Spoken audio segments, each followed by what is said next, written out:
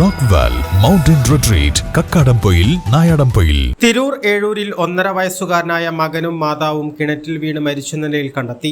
ഏഴൂർ കരിമ്പിനക്കൽ ഇബ്രാഹിമിന്റെ മകൾ ഇർഫാന, മകൻ അമൻ മാലിക് എന്നിവരാണ് മരിച്ചത്.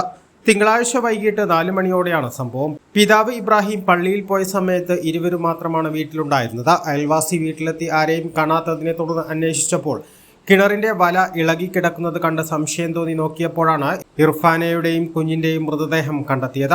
തുടർന്ന് നാട്ടുകാരെ വിവരമറിയിച്ച് ഫയർഫോഴ്സിന്റെ സഹായത്തോടെ മൃതദേഹം പുറത്തെടുത്ത് തിരൂർ ജില്ലാ ആശുപത്രി മോർച്ചറിയിലേക്ക് മാറ്റി.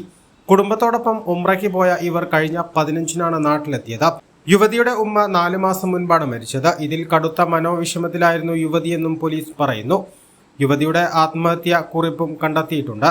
സംഭവത്തിൽ പോലീസ് അന്വേഷണം ആരംഭിച്ചിട്ടുണ്ട്. A+ vision, Tirur. KTH Jewelry, Silver, Gold and Diamond, KNS Building near Grameen Bank, Agampadam.